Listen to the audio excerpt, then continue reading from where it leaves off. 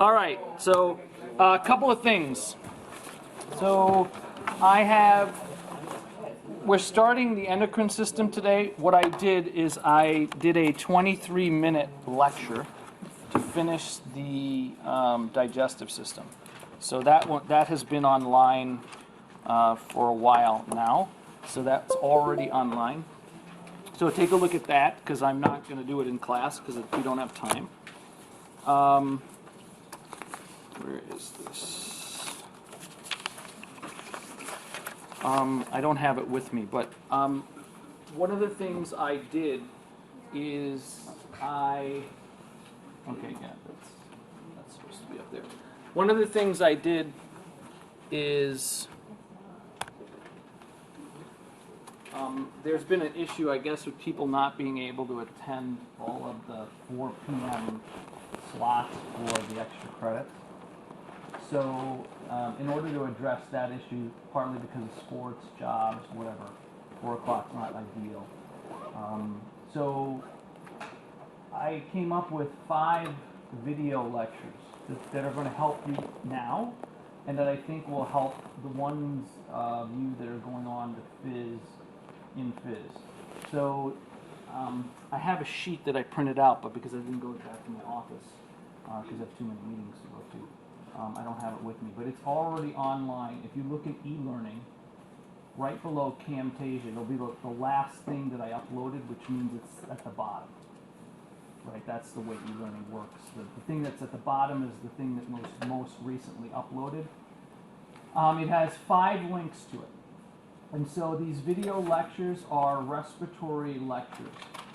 Okay, they are from Dr. John West. Dr. John West is an MD, PhD at UC San Diego, teaches in the medical school. He's an old guy. He's a respiratory physiologist and one of the most well-respected respiratory physiologists in the world. He has on the UC San Diego site a series of lectures on respiratory that he gives his medical students. I picked 5 of them.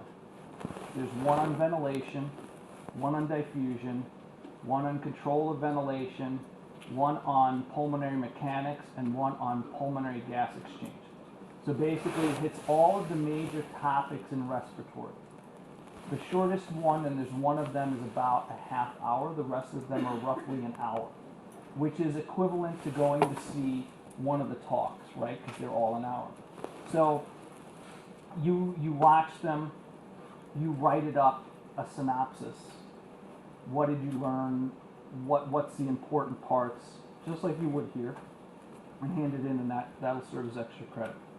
So if you haven't been able to get any, now you have 5 of them. And I've also upped the total extra credit you can get from 9 to 12 points. So a combination of either you've gone to the talks, you participated in our research study, and or some of these. I highly recommend that you keep these links for next semester, because respiratory physiology is going to kick your butt, because it kicks everybody's butt, because it's not intuitive at all. Okay, so even if you've done all your extra credit, I think it'll be helpful for you to watch these even before you do the respiration section. That's just my opinion. Take it for what it's worth. Okay, but now you have them. They're online, the links. Okay, so download the links. Any questions on that? Does that make sense to everybody? Now, the write-ups, because the semester is almost at an end here, all right, I need to have these write-ups by next Friday at the latest. So I'm basically going to give you a week. A lot of people already have like 6, 9 points in the bank. So some people are watching one video. But even if you have to watch 4 of them, it's not that big of a deal. Yeah. 3. Right. So you're looking at maybe like 4 hours worth of video that you got to watch. It's up to you. You don't have to do any of them. The reason I have to have them by next Friday is because I have to have 72 exams graded by the following Saturday, because I'm jumping on a plane and going to New York. That means I have to have them all in. I can't have any additional work that I have to do. I have to have all my theses graded, the longer I wait to accept them, the less likely that I'm going to be able to look at them. So if you want the credit, you have until next Friday. Okay? Anything after Friday I will not accept, I cannot accept, I will not have the time to grade them. Okay? So that's the deal. Fair enough? Okay. Any questions on that? So take advantage of the points. All right. Okay. Yeah. So that's all I had to say about that. All right. So 3 most important things from last time from digestion, if you remember. Does anybody remember? I'll give you a pass today. How about that? We'll do a pass. Okay. All right, we're going to start the endocrine system. We won't finish it today. We'll probably finish it on Monday. And we may even start. So there are, as far as chapters left, we've done digestion, that's new. We'll do endocrine, and then we've got renal, the kidney, urinary system, and then finally reproduction. Renal's a big one. I want to spend more days on that than the endocrine system because that's the hardest. It's not the hardest system. It's the system with the most material. And it's the system next semester that's the very last one you do that brings everything together. So I think if you get a look-see at it now and you have a basic understanding of it, then that system will be much better for you next semester. So I don't want to spend more than maybe a day and a half on the endocrine system because this is kind of endocrine-like anyway. All right.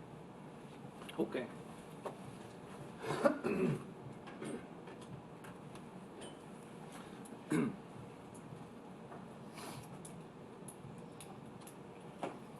All right, so this is the way this is going to pan out, and we're going to talk about the basic glands, the differences. We're going to start off talking about how are the endocrine system and the nervous system different?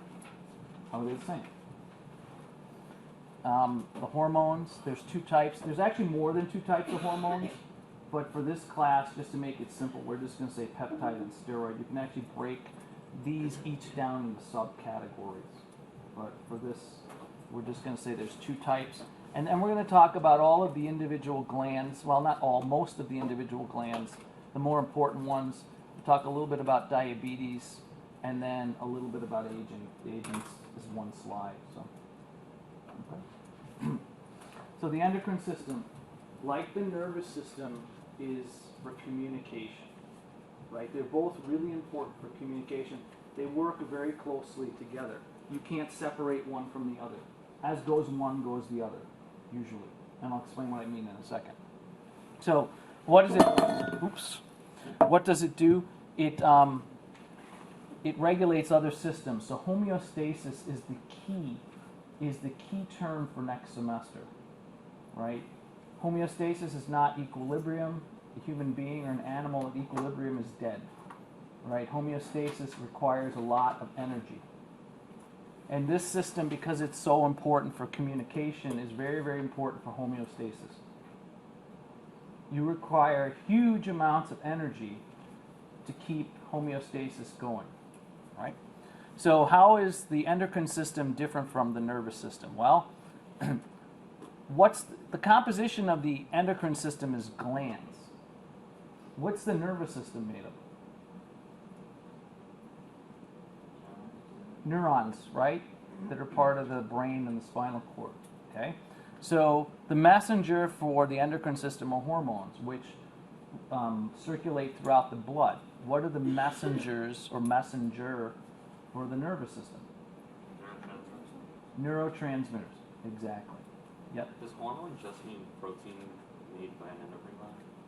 Or is there more specific meaning? No, that's pretty much what it is, and it has to be circulating in the blood. So there are certain neurotransmitters that are hormones and hormones that are also neurotransmitters. It's more of a location. Okay? How are they delivered? Well, endocrine hormones are delivered by the blood. How do you deliver a neurotransmitter? Synaptic cleft, right? In a synapse. So that's very different. Target, many cells for this, many cells for the nervous system, right? The nervous system has tentacles everywhere. Now, there are certain systems that work better together, like neuromuscular, right? Neuroendocrine, right? So they are neurorespiratory. But for the most part, you have nerve cells, extensions, nerves, just about everywhere. So that's very similar. Timeline. The endocrine system is very slow acting when you compare the two, right? You're talking about a nervous system that can transmit signals at 250, 260 miles an hour, and we're the slow species in a human, right? It goes a lot faster in other species versus something that takes hours to days to weeks to months to make a change.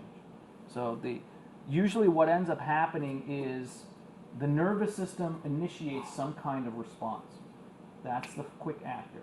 And then it transfers the control over whatever that is to the endocrine system, essentially. And the endocrine system continues whatever that is. So, for instance, if you get stressed, right? If you get stressed, the initial stress response is epinephrine, norepinephrine, right? And it's very, very quick. If there's a need to continue that stress response, or there's at least a perceived need by the organism, then the endocrine system is alerted to that, essentially, and that continues it. So in the stress response, the first line of defense is norepinephrine is going to be released. Norepinephrine is also noradrenaline, right? That's a neurotransmitter that's in part of the fight or flight response. It allows you to respond very quickly. Your pupils dilate, right? Your respiratory airways open up. You have certain vessels in your body that constrict to up your blood pressure. Your blood sugar goes up, right? Lots of things like that. Then what ends up happening is something called the HPA axis. This is just an example. You don't have to write this down. Something called the HPA axis then causes the release of cortisol. Well, cortisol is a hormone, right, that essentially is initiated by this cascade that starts in the nervous system by norepinephrine. And cortisol can maintain that. So cortisol is going to give you more access to energy. It's called a glucocorticoid, which means that it allows you to get blood sugar. How you do that? Well, however way you need to. Cortisol is a catabolic hormone that allows you to break down any cell in the body if you need to. It preferably wants to break down fat, right? And then sugar, and then if need be, it'll break down protein to do it. It'll take down whatever it needs to make blood sugar. So the longer this stress response goes on, the worse it is, right? So that's an example of how these two systems work together. Does that make sense to everybody? And you can't disconnect. As goes one, goes the other. Okay. So hormones are essentially chemical messengers, right? They're involved in communication. So they affect the cell's metabolism. The cell's metabolism, the way I define metabolism, is it's all of the biochemical reactions that occur in your body. Both the anabolic, the ones that build, and the catabolic, the ones that break stuff down. That's what your metabolism is. And all to maintain homeostasis, right? That's what you do. Every time you disrupt a system, it uses a lot of energy to go back to where it wants to be. How is it triggered? These hormones are triggered by blood concentration. So let me give you an example. Let's use the pancreas as an example. It is an endocrine gland. It's also an exocrine gland. We're going to work on the endocrine side. Blood circulates through every part of your body. So when the blood circulates through the capillaries in the pancreas, there are sensors attached to those capillaries. Okay? There are sensors. And those sensors read blood sugar levels. Okay? Does that make sense? That's what they do. They're constantly sensing blood sugar levels. And that the range that it likes to see is the range that we talk about essentially between 70 and 90 milligrams per deciliter. Okay, that's how much glucose you should have in your blood at any given time. So there's a range, right? And depending on who you read, some people say 60 to 100, 110, but there's a range. So when the pancreatic beta cells, those are the ones that produce insulin, they're called beta cells. When they sense that the blood glucose is outside of that range, if it's too high, the beta cells will start upregulating the production of insulin. The insulin gets dumped into the blood. The insulin goes to the cells of the body that can take that glucose up, and then it'll drop your blood glucose back into the normal range. If, on the other hand, your blood glucose is lower than that, right, then glucagon is going to be released. And glucagon has the opposite effect of insulin. It will actually raise your blood sugar. Does that make sense, everyone? It's the same system like when we were talking about the calcium. Same system, right. So there's this yin and the yang, right, type of situation. So you basically have what's called a negative feedback loop. Oftentimes you have multiple types of hormones. The way I like to talk about it in phys is I like to talk about it as a brake versus the accelerator on the car. And this is how physiology works, right? You have an accelerator hormone and you have a decelerator hormone. And the balance between those two determines what you act like, what kind of health you're in. So the primary system is called a negative feedback loop. So how does a negative feedback loop? It works just like a thermostat, right? So you set your thermostat in the building. Let's take the building for instance. Let's say we set the thermostat in this building at 70. I honestly don't know what it's set at, but it says 70. But you can't adjust it here, by the way. But the thermometer there says it's 70. Okay, so I'm assuming that's what the set point is.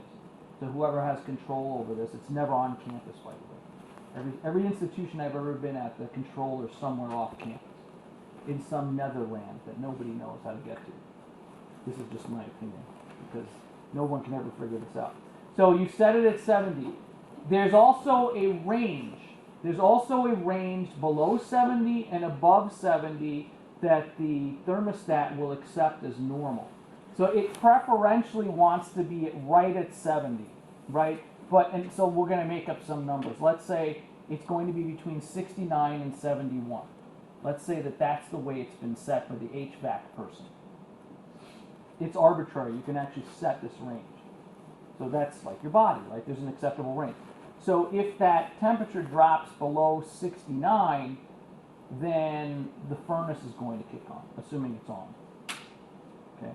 And then it'll heat up the building until it gets to roughly 71, and then it will shut it off, because that's the range that we're calling normal. Okay? If the building starts getting hotter, assuming that the air conditioning unit is online, and it goes above 71, then the air conditioning system will kick on to try to cool the building down. That's the way the endocrine system works, right? There's a brake and there's an accelerator. Something to move something up, something to move something down. Now, that's not the only type of feedback system.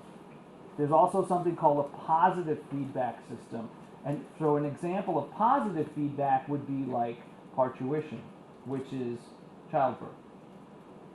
Every time a female has a contraction because of oxytocin, which is a hormone, the next contraction then becomes stronger. Does that make sense? The only way to end this is to have the baby. That is a positive feedback loop. Every time it happens, it makes the next contraction or the next event, whatever that event is, more powerful. Okay? So that's the best example I can give you of a positive feedback loop. And then it's over, right? Once it's over, it's over. Like there's no going back. And then there are things called feed-forward systems, and we don't have to worry about those. Next semester you'll talk about those. Okay? Any questions on that? Big ideas. I'm thinking big ideas right now. The hormones bind to something called a receptor. Now, I realize not everybody in here is a biology major, not everybody is chem or neuro, right? There's a diverse background of people in here. And so I'm not trying to insult anybody's intelligence by going over this again. You know what this is, you've heard it at nauseum, that's fine, but not everybody has. Okay? So what is a receptor? A receptor is something that hormone binds to, right?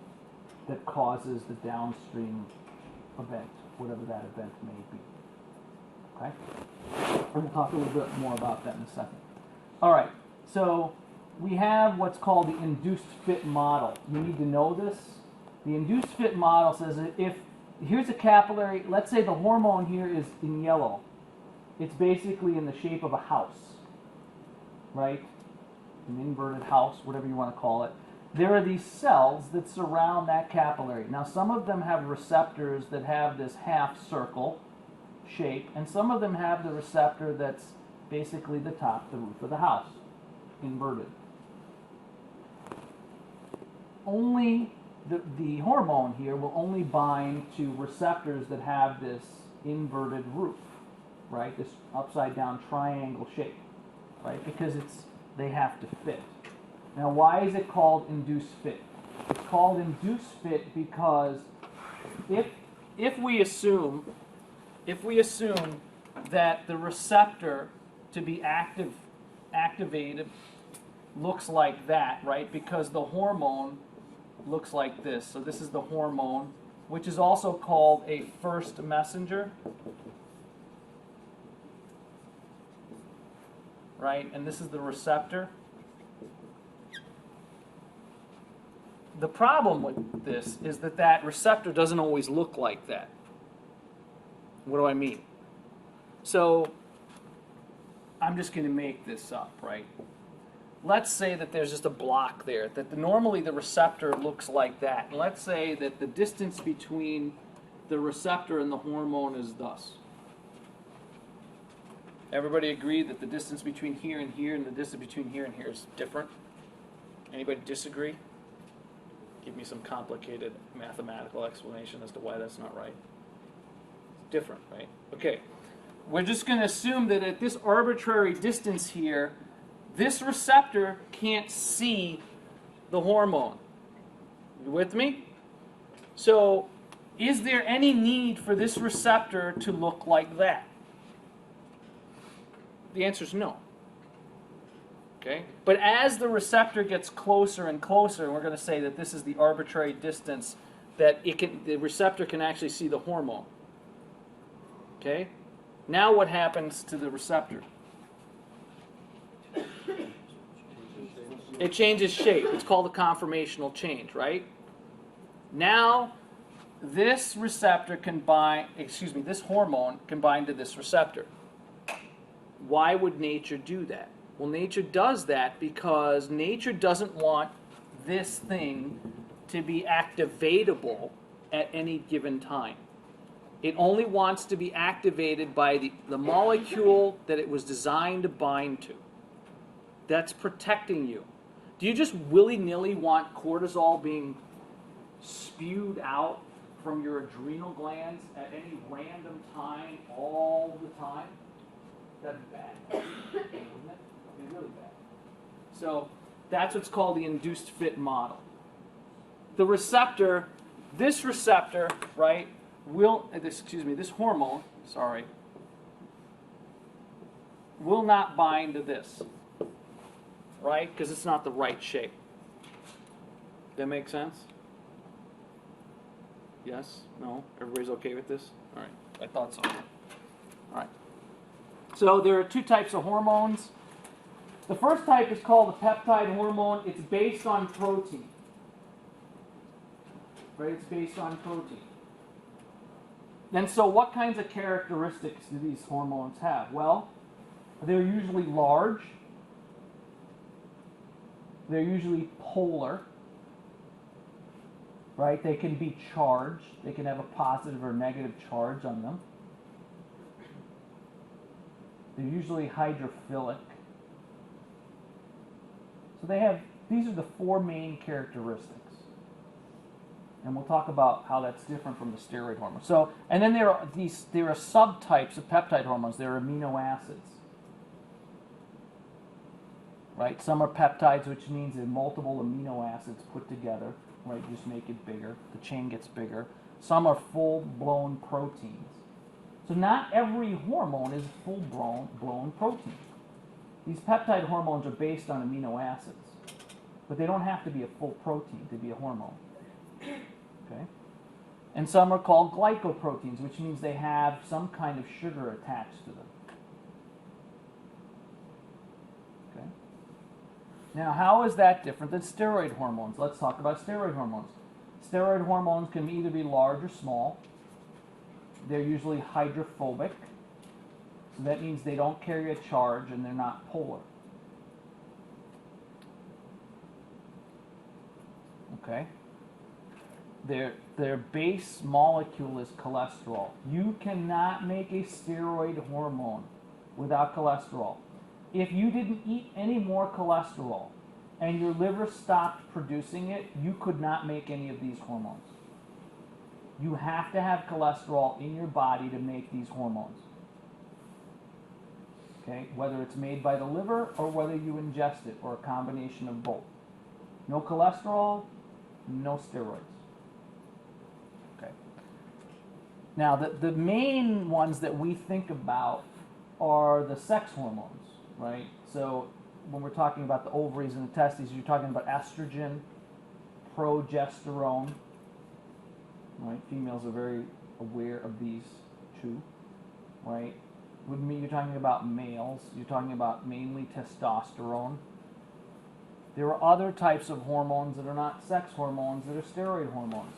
You also have cortisol is a steroid hormone.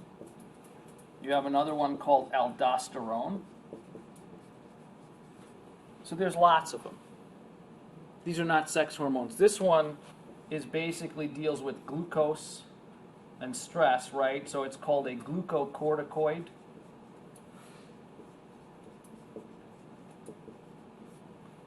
And this one is called, aldosterone is a mineral corticoid. And that's because it deals primarily with sodium chloride retention, reabsorption. So there's a lot of them, right? But they all have a cortisol backbone. They all have it. That's where they all start. Okay? Questions on that? Does that make sense to everybody? Big picture. Yes, Michael. So if you have some issue like testicular cancer and you have to have multiple removed or something like that, you have hormone replacement therapy treatment? So testosterone for males and for females, well, for females, males and females have testosterone produced in a similar place, the adrenal glands. So the adrenal glands, both for males and females, produce testosterone. The ovaries make a little bit of testosterone in the female, but the testicles make a whole lot of testosterone for a male. So if a male has testicular cancer and has them both removed, he then has to. There's no way around it. He has to go on testosterone replacement, because if he does not, the adrenal glands cannot do what the testes do. He will have lower, or at least as low, a testosterone level as a female, which means that his testosterone levels are 10 to 20 times lower than what they're supposed to be. What does that do to a male? Well, they're going to lose a ton of muscle, facial hair, their voice is going to change, they're going to become softer, because a lot of that, you lose the muscle, but then you're going to gain more fat, right? Because estrogen is going to become dominant then. So the only way to make that up is through replacement. So there are men who are legitimately on, even without like the older men that now are on a lot of testosterone replacement, they have to be on that and it has to be regulated. So there's no way around it. Yep. Is it possible for a steroid hormone to be a A steroid, yes. So you could have Any hormone can be a neurotransmitter. I don't know of these. None of these are that I know of. But it is possible. It's a location thing. I don't know if any of these are. I don't think they are. Some of the protein ones are.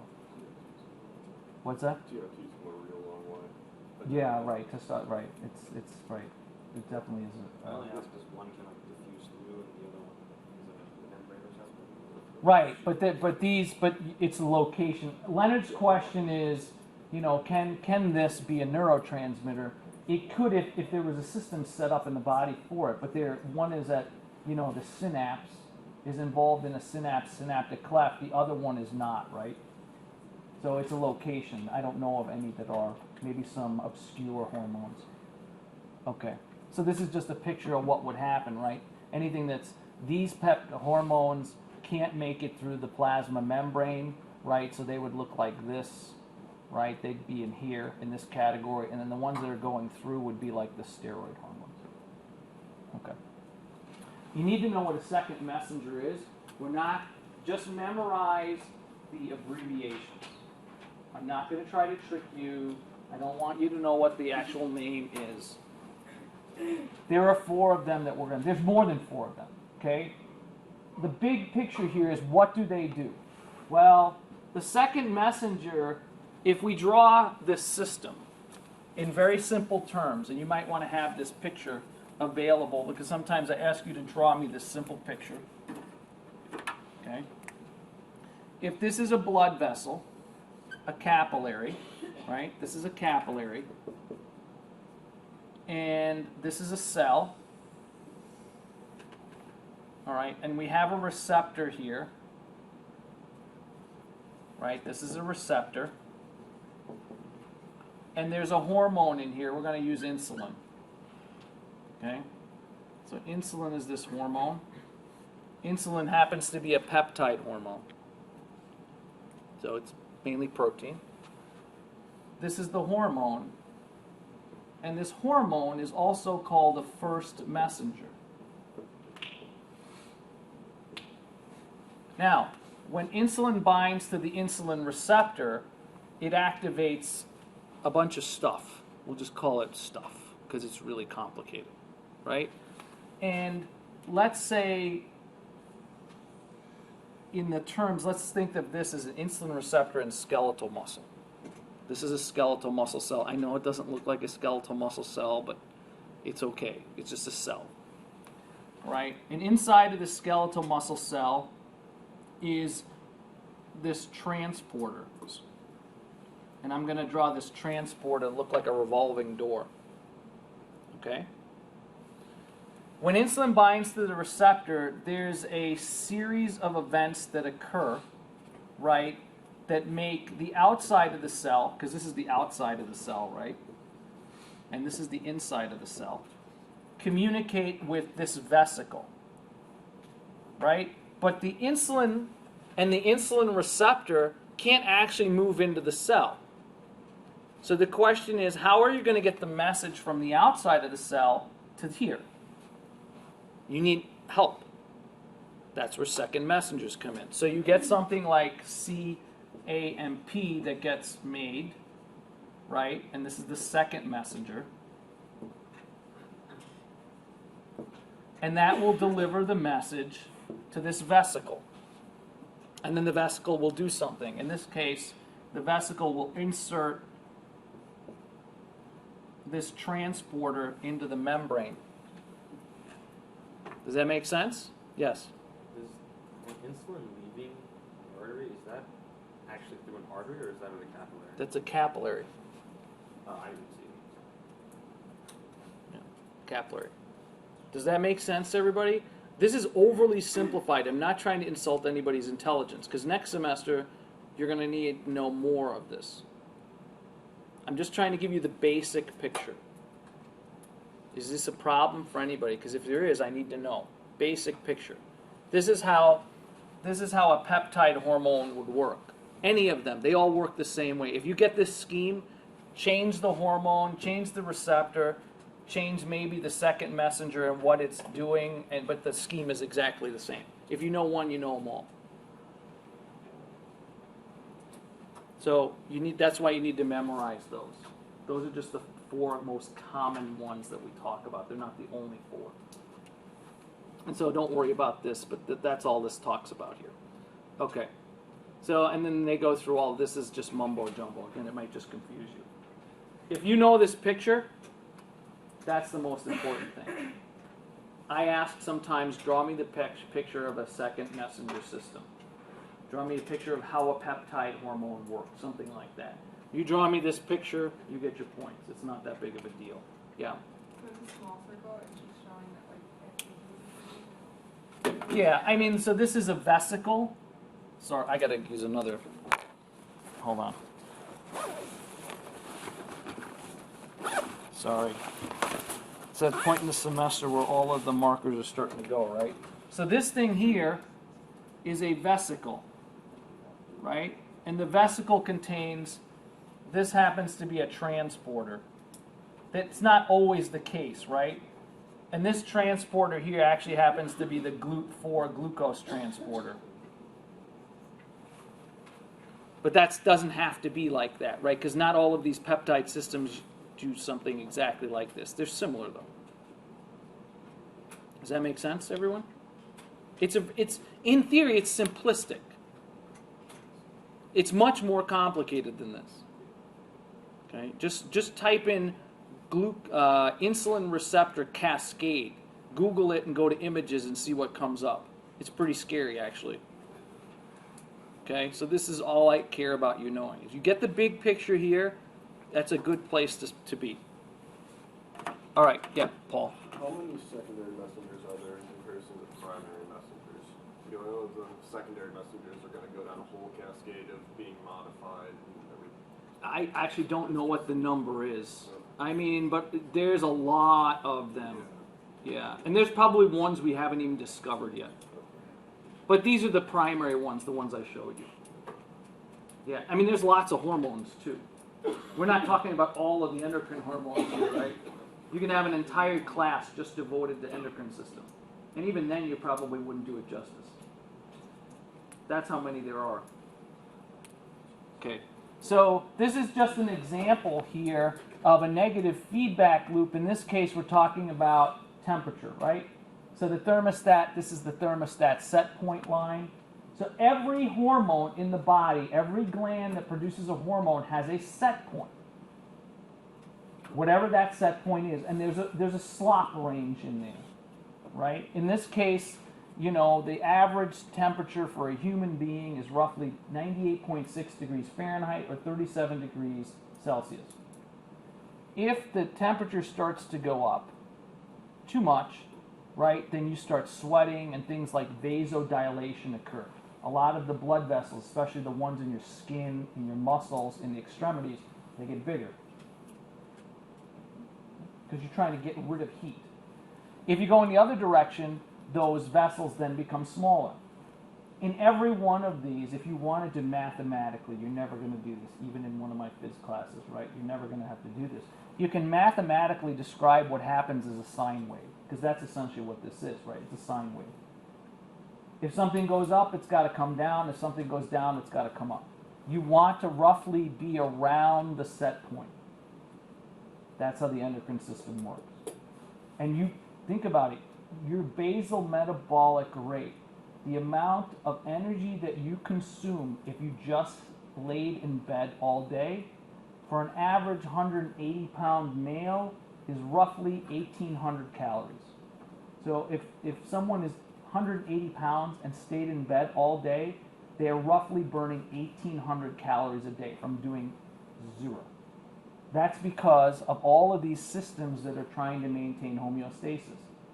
The more you do, the more calories you burn, the harder it is to get back to homeostasis. You've got to burn energy to do it.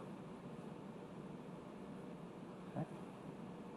All right, so this is basically a slightly more detailed version of this. Pick your picture of choice. If this one makes more sense to you, then by all means, forget about my chicken scratch. If this one makes less sense to you, then by all means, go back to my chicken scratch. They're the same thing. Okay. Steroid hormones. Now, so a steroid hormone, because it's cholesterol based, which is a lipid, it can bypass, it can get through the plasma membrane, because remember the plasma membrane is a phospholipid bilayer. Remember we talked about phospholipids being the most abundant lipids in the body, only followed by cholesterol. So these steroid hormones, unlike a peptide hormone that can't get into the cell, a steroid hormone can get through the plasma membrane and get into the cell. It doesn't need a second messenger. So that's a big advantage. So it binds to a hormone receptor that's either located in the cytoplasm or the nucleus. So what would this picture look like? Well, it's similar, right? So here we're going to have estrogen, all right? And estrogen is going to be round. This is a capillary, this is a cell, outside the cell, inside of the cell. Estrogen is going to be able to do that when it comes out of the capillary. Now, where is the receptor found? For this one, it's a nuclear receptor. So you got to find the nucleus of the cell. All right, and you find double-stranded DNA, okay? And it will bind to a receptor that's floating around in the nucleus, right? They'll come together, and then the two of these together will bind to a gene. So the insulin system is fast-acting, right? You eat a candy bar right now, how long before you think insulin is going to be released? I mean, pretty soon, within an hour, not even that long. Okay, 15, 20 minutes maybe, right? So in 15 to 20 minutes, this happens, insulin gets released, and your blood sugar comes back within, depending on how big the load is, 2 hours max, it's back to normal. Okay? But depending on how big you are and how much you eat, it may not even take that long. This, when estrogen is released, right, it has to bind to the DNA, right? It's got to bind to the DNA. That's change. How long do you think that's going to take? A couple minutes? An hour? No. Longer than that. Hours and days. So let me give you an example. Let's say that one of the males in this room decides that he no longer wants to be a male. Okay? He doesn't like being male, or he doesn't feel like he is a male. Can he change his sex? Not his gender, there's a difference. Okay? If you don't know, gender is a social construct. Okay? There are something like 12 genders now. I don't even know them all, but there's a lot of them. Okay? Not making a judgment, that's just what I've read. Sex is not. Sex is biologically determined. That's why I'm saying sex and not gender, because it gets too complicated, right, when you start getting gender. I'm talking about biology, not social construct. So if a male wants to become a female, he can do that. He's got to go on hormone replacement therapy. Except he's not, what he's replacing is the testosterone, which he can't get rid of. Okay? But he can add a lot of estrogen. And then what he can do is he can add drugs that block testosterone, essentially. And then what would start to happen to him? Well, he'd start to look more and more like a female, but how long would that take? What's the timeline? Yeah, like years, right? So these are different timelines, right? So these steroid hormones take a lot longer to act than these types of hormones, even though they make it through the cell much faster, because these aren't necessarily making a change in the DNA, but these are. And when you're making a change in the DNA, you're turning switches on and off. That takes time. Yeah. Remove testicles. Would your adrenal glands compensate for the loss of it? Or? Yes, if you remove the testicles, would the adrenal glands compensate? They would a little bit. They can't. They're not designed to produce the same amount of testosterone. They're not even close. They're just not. They don't have the hardware to produce testosterone at the level of the testicles. Yep. So if you were a male going to female, would removing the testicles speed up the process Yes. then? Okay. Oh, it would. And that's why they eventually do it. because that for sure, that's it. That's the nail in the coffin there, right? But it's part of the transition is, you know, the body's going through all these changes, and it's also very psychologically taxing on that person, even if they're making this as a choice. So taking time and then doing that typically tends to be, because you can reverse the hormone, right? But once they're gone, and that's why they usually, you got to think this over.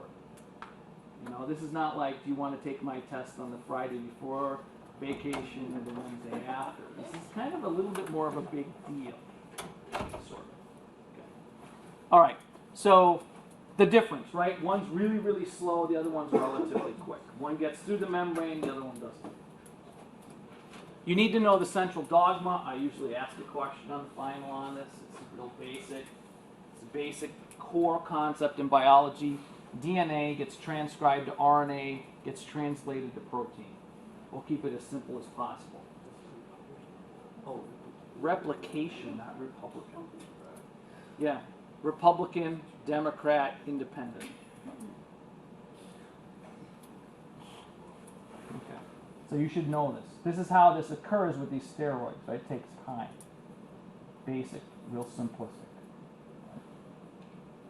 This is this version. So again, you can memorize this version, or you could just remember this version. It's up to you, whichever one floats your boat. Fantastic. I prefer mine. I don't care which one if I ask the question, you refer to. All right. True, false. Receptors for peptide hormones are in the cytoplasm or the nucleus. Where are they located? Plasma membrane on the outside. True or false? Hormones are chemical messengers which travel across the synaptic cleft. True and false. Okay, tricky. If it travels across the synaptic cleft, is it a hormone? It's a neurotransmitter, even if it's the same substance as a hormone. So you can have a substance that acts as both. But if it's traveling across the synaptic cleft, can't be a hormone. It's just that because it's location based. So it's a little tricky.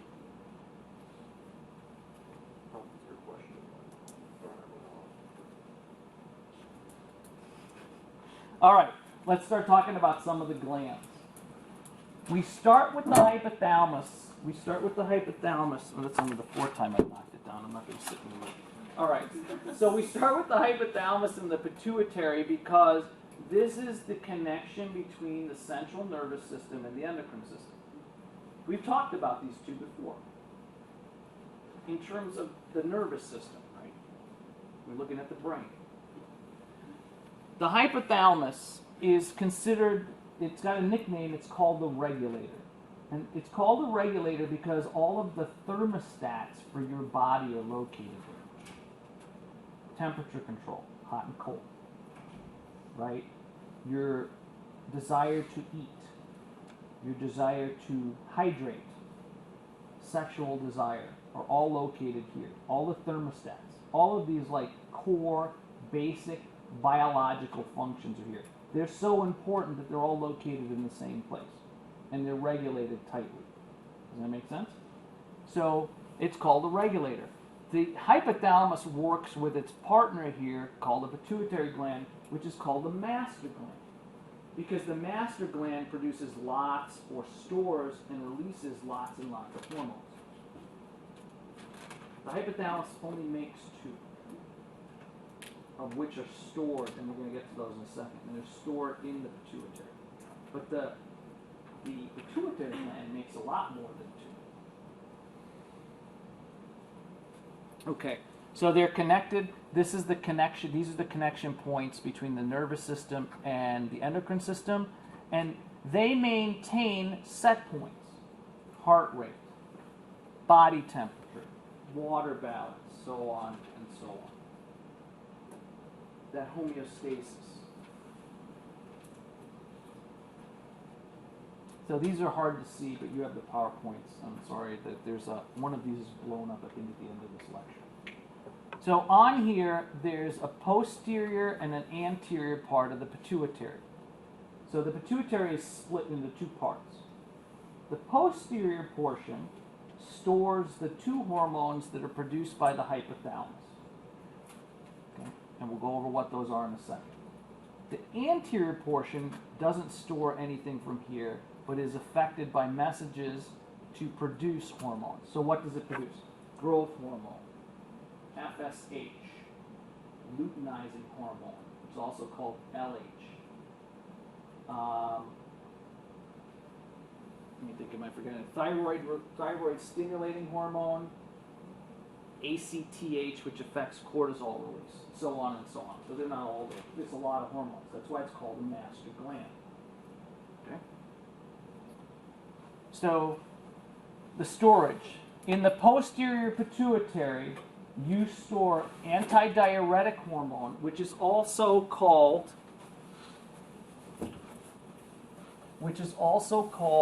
vasopressin.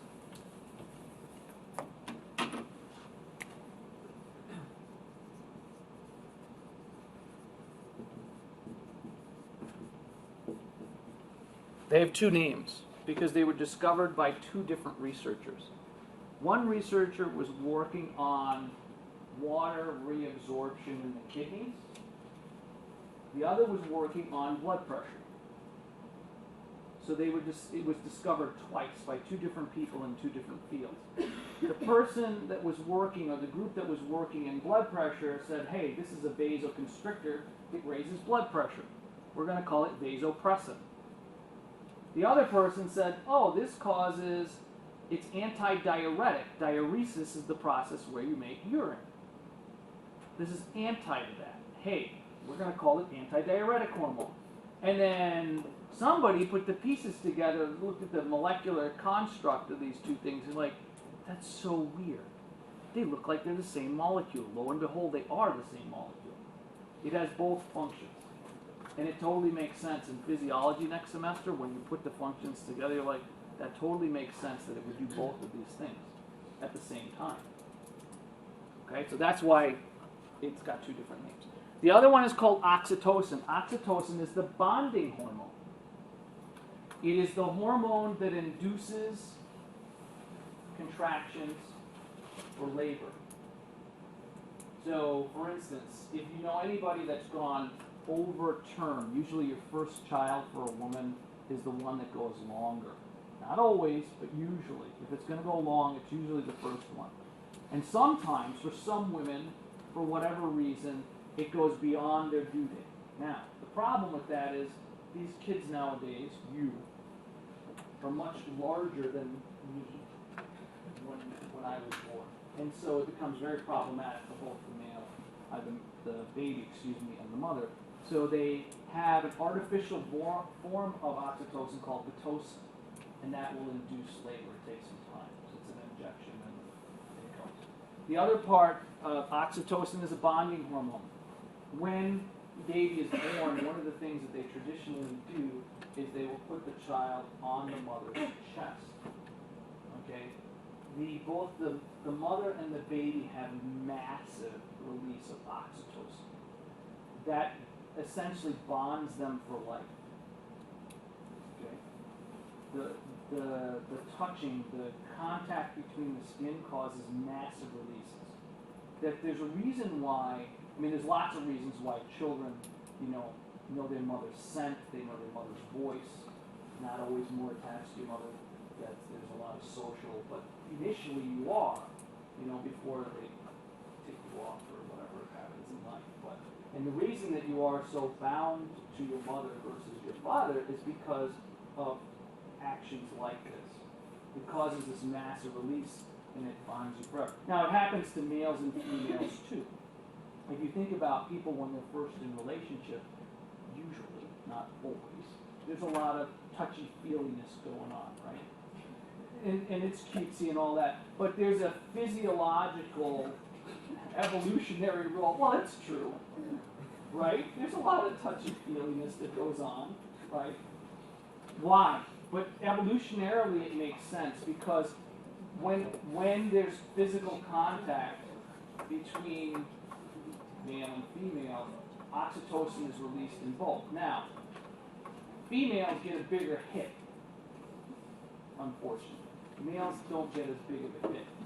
We need more of the sledgehammer that's totally complicated and out of the context of this class, but we don't. Yes. I think there was like a really awkward Dr. Oz episode on this. Yeah, it might have been.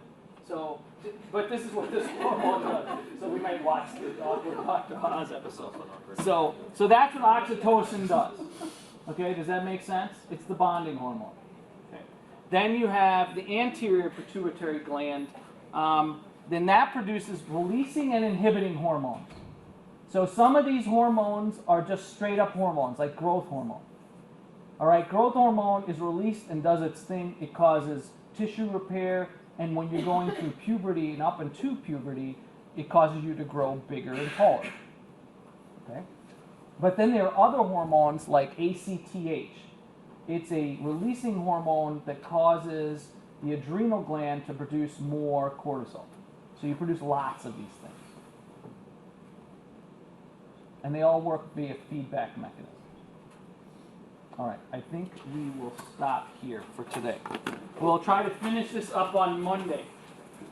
Basic stuff. There's lots of basic stuff. This should not be a hard chapter for you to, there's not a lot here. I'm looking for basics. I told you what I want you to know. Know what I asked you to know. Okay, 3 most important things. Yes, Marissa. Yes, know the drawings, know the differences between the steroid and the peptide hormones. Very, very important. Leonard. Secondary messages. Secondary messages, just memorize them. There's only 4 for crying out loud. Yeah. Induced fit model. Understand that. Understand what the central dogma is. Yeah, you got to memorize some hormones, okay? So we'll finish this up on Monday. We might even start the kidney on Monday. Have a fantastic day.